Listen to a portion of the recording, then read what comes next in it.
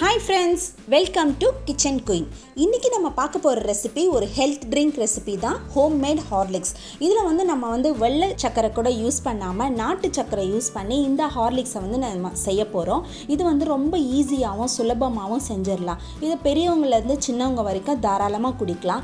இந்த health drink எப்படி செய்யறதுன்றதை இந்த வீடியோவை நீங்க ஸ்கிப் பண்ணாம ஃபுல்லா பாத்தீங்கன்னா உங்களுக்கு புரியும். வாங்க இப்போ வீடியோக்குள்ள போலாம். 200 கிராம் அளவு கோதுமை மாவு எடுத்து வச்சிருக்கேன். 50 கிராம் வேர்க்கடலை, 100 கிராம் பாதாம் பருப்பு, அரை கப் அளவு நாட்டு சக்கரை. நான் வெள்ளை சக்கரைக்கு பதில் நாட்டு சக்கரை தான் எடுத்து வச்சுருக்கேன். 200 கிராம் அளவு பால் பவுடர்.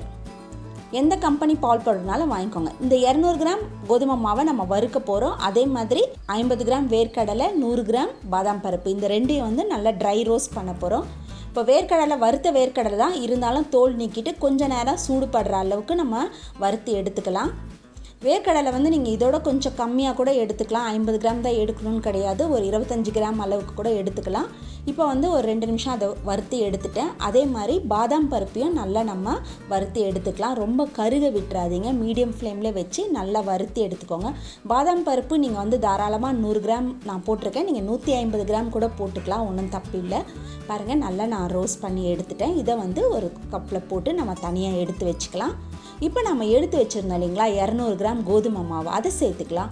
கோதுமை மாவை நல்லா அதனுடைய கலர் சேஞ்ச் ஆகிற வரைக்கும் நம்ம வறுத்து எடுக்கணுங்க. ரொம்ப பச்சையாக இருந்ததுன்னா அப்புறம் உங்களுக்கு வயிற்று வலி, வயிற்று போக்கு அந்த மாதிரி வர ஆரம்பிச்சிடும். அதனால் கோதுமை மாவை நல்லா வேகணும், நல்லா வறுத்து எடுக்கணும். இது நான் கோதுமை வீட்டில் நம்ம சப்பாத்திக்கு கோதுமை வாங்கி அரைப்போம் இல்லைங்களா, அந்த மாவு தான் எடுத்திருக்கேன். நீங்கள் கடையில் வாங்கின மாவு கூட வாங்கி இந்த மாதிரி நல்லா வறுத்து எடுத்து வச்சுக்கலாம். இப்போ மிக்ஸி ஜாரில் நம்ம வறுத்து வச்சுருந்த அந்த பாதாம், அந்த வேர்க்கடலை, நாட்டு சக்கரை எல்லாத்தையும் சேர்த்து நம்ம நல்ல பவுடராக அரைச்சிக்கலாம். நீங்கள் அந்த வேர்க்கடலையும் பாதாமும் தனியாக அரைச்சிக்கிட்டு அந்த சீனி போட்டிங்கன்னா சீனியும் அரைச்சிக்கலாம். இல்லாட்டி இந்த மாதிரி நீங்கள் நாட்டு சக்கரையும் நீங்கள் யூஸ் பண்ணிக்கலாம். போட்டுட்டு நீங்கள் தனித்தனியாக கூட அரைச்சிக்கலாம். இப்போ மாவு நல்லா ஆறிடுச்சு, சூடு ஆறிடுச்சு. இப்போ அதை ஒரு பாத்திரத்துக்கு மாற்றிட்டு நல்லா கிளறி விடுங்க. இது கூட 1 ஸ்பூன் அளவு ஏலக்காய் பவுடர் சேர்த்துட்டு நல்லா கிளறி விட்டுக்கலாம். இப்போ ஏலக்காய் பவுடர் இல்லைனா நீங்கள் கடையில் வெண்ணிலா எசன்ஸ் பவுடர் கூட கிடைக்கும், அது வேணும்னா கூட நீங்கள் வாங்கி சேர்த்துக்கலாம். இப்போ நம்ம அரைச்சி வச்சுருந்தோம் இல்லைங்களா பாதாம், வேர்க்கடலை, அந்த நாட்டு சக்கரை, அதையும் சேர்த்துக்கலாம். சேர்த்துட்டு நல்லா கிளறி விடுங்க. இந்த பாதாம், வேர்க்கடலை, இந்த நாட்டு சக்கரையை நல்லா பவுடரை அரைச்சி எடுத்துக்கணும். அப்போ தான் நல்லாயிருக்கும். போட்டு நல்லா ஃபுல்லாக எல்லா பக்கமும் படுற மாதிரி நல்லா கிளறி விட்டுக்கோங்க. கொஞ்சம் கட்டி இருக்கிற மாதிரி தெரிஞ்சதுன்னா அதை நீங்கள் நல்லா கொத்தி விட்டு நல்லா கிளறி எடுத்துக்கோங்க. இப்போ உங்களுக்கு ஆப்டாக அப்படியே ஹார்லிக்ஸ் டேஸ்ட் மாதிரி வேணும்னா நீங்கள் வெள்ளை சக்கரை யூஸ் பண்ணிக்கலாம். இது நான் நாட்டு சக்கரை யூஸ் பண்ணியிருக்கிறதுனால இப்படி இருக்குது உங்களுக்கு. இப்போ நம்ம இந்த 200 கிராம் பால் பவுடர் எடுத்து வச்சுருந்தோம் இல்லைங்களா, அதையும் இதில் சேர்த்துக்கலாம். சேர்த்துட்டு நல்லா கலந்து விட்டுக்கலாம்.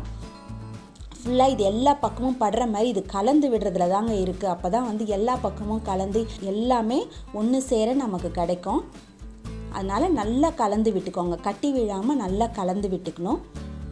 இப்போ நாட்டு சக்கரை சேர்க்கறதுனால நம்ம எல்லாருமே சாப்பிட்லாம், பெரியவங்கள்லேருந்து. அதனால தான் நான் நாட்டு சக்கரை சேர்த்துக்கிறேன்.